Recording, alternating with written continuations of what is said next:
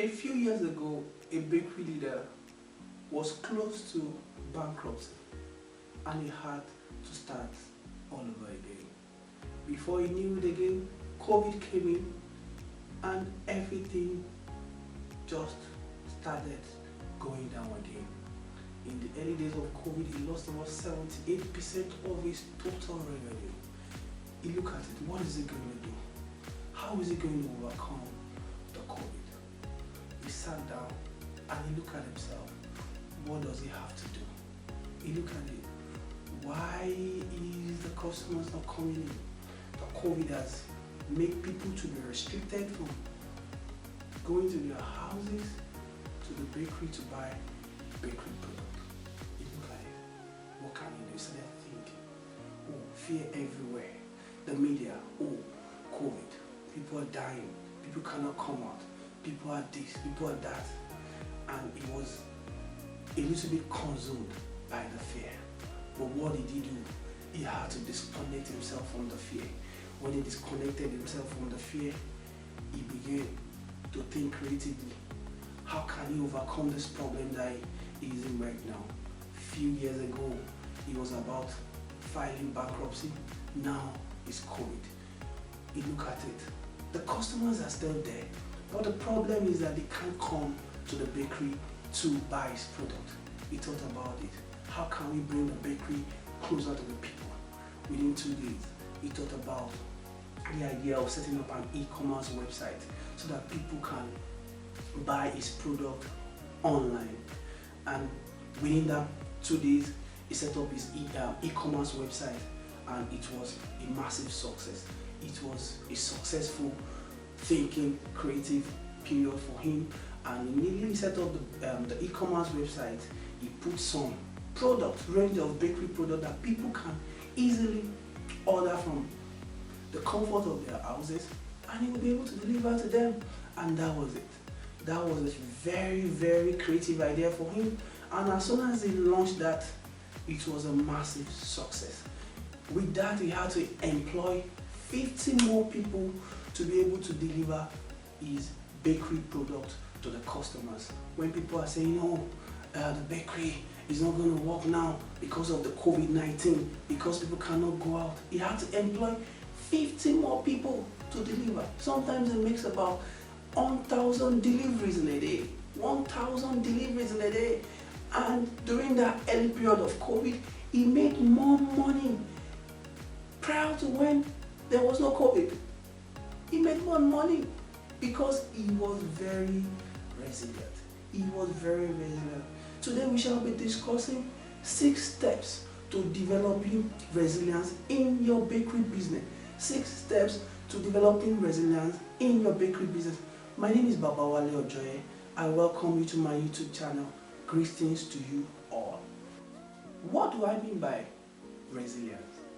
Resilience is the capacity to be able to withstand and recover in difficult periods. Also, resilience can be defined as a process of striving during change. Striving during change. Resilience is one of the pillars of success. Over the years, I've been studying about successful bakeries. Bakeries that are a decade years old, 2 decades, 40 years, 30 years. All bakeries are successful. One of the things that differentiates a successful bakery, old successful bakery from unsuccessful bakery is their level of being resilient. Being resilient. Resilience should be a daily thing for any bakery organization, because there are circumstances, there are some challenges that will come your way that you need to be resilient. Internal problem, external problems that come your way that want you not to be able to move forward, that want you to shut down your bakery. The number one thing is to be resilient. When you are resilient, you'll be able to weather the storm. You'll be able to go against the tide. Things that say, no, you can't move forward. You'll be able to move forward. What are the steps to being resilient in your bakery organization? We shall be discussing 6 steps to becoming resilient in your bakery organization. The first step developing resilience in your bakery business is to accept change. According to Jack Ma says that change should be seen as a default and not stability. Change should be seen as a default and not as a stability. Change is constant. Negative changes, you have to be able to accept it. According to Jack Welch, he said, any bakery leader that sees change as an enemy will fail at each job. You have to accept change. Things are changing so fast. Workers are changing. Business environments are changing. Customer policies are changing. Things are changing. And as a CEO, as a leader of a bakery organization, you have to accept change. Change is not the enemy. You are the one that will accept change so that you can be able to move forward. I remember anytime I go to do some certain things for bakery organizations, the first thing I always tell them, okay, you are facing this particular challenge. The first thing is to accept the change that's happened. Because if you don't accept the change, you will be an enemy of change and you will not be able to move forward. When you accept change, you'll be able to look at what are the things that you can do to be able to wither the problem, to be able to surmount the negative changes that might be confronting you. That is one of the steps you can build to be able to become resilient in your bakery organization. The second step of building resilience in your bakery organization is to conquer your fear, is to disconnect from your fear. Fear cripples people's mind. Fear cripples people's potential. As a leader, you have to conquer your fear and you have to cascade it down to your team. When you are able to remove fear from your mind based on whatever is happening, you'll be able to think creatively. You'll be able to see solutions where there are problems. But without removing the fear, you can't achieve what you need to achieve.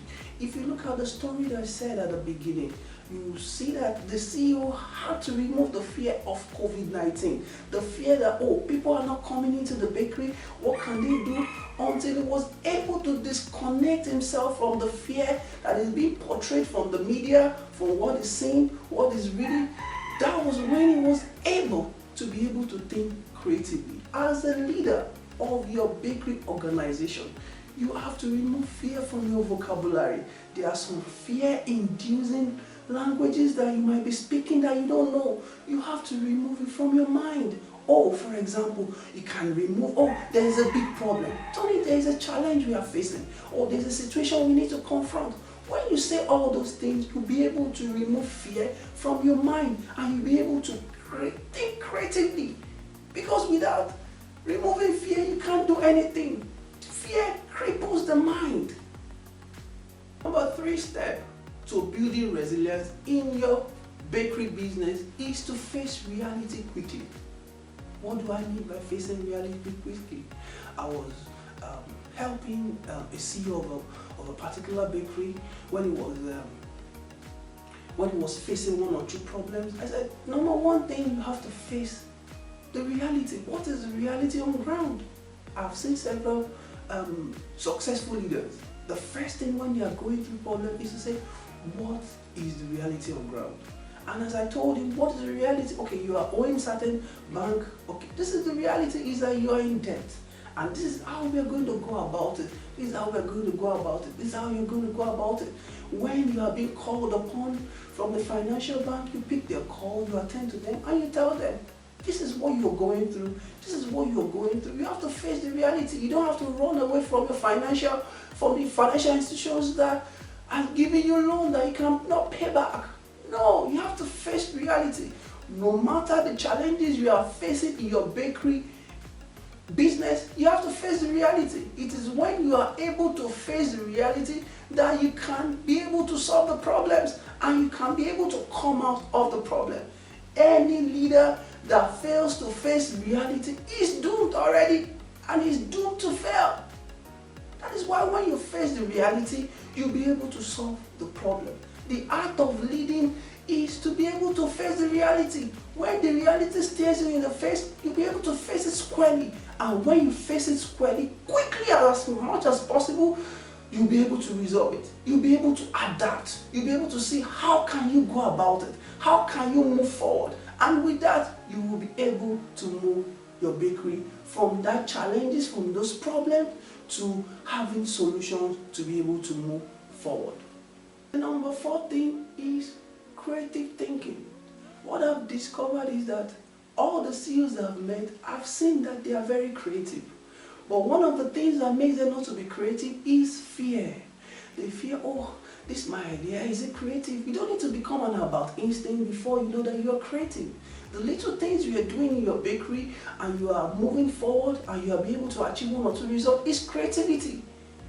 And for you to be able to be resilient, you need to be creative daily. It's not something, it's not a rocket science. You are very, very creative. Your problems, your challenges, the situations around you will induce creative thinking in you. Creative thinking in you. Your problems will make you to be able to think creatively. What can you do? What can I do this? It is not only the consultant that can give you creative ideas. You are very, very creative. When you have it in your mind that you are very creative, you'll be able to think of creative ideas. Creative ideas. I've worked with several CEOs of bakery organizations, and I have seen that even when I ask them questions about the challenges they are going through, it is they themselves that even give me the solutions to their problems by thinking creatively, by asking them, what is this, what is that, and they will be able to give you the creative ideas, and it will even come from them. Whereas they sometimes feel, oh, they don't have creative ideas. But when we start asking them questions, how do you do this? How do you come about this? That is when you will see that they are very creative. That is why when you are going through any problem or any challenges, facing some difficult situation, remove the fear, as we have said, face the reality, and you'll be able to think about creative ideas. Creative ideas will be able to spring up. Like the story I told you, is until the man was able, the CEO was able to remove fear and face the reality before he began to have creative ideas. You are very creative. You are a creative personality. Until you believe that, you will not see it coming. Any problem you are facing at this particular point in time, calm down, remove fear, face the reality, and you will see that you will have creative ideas to solve your problem and move your bakery forward.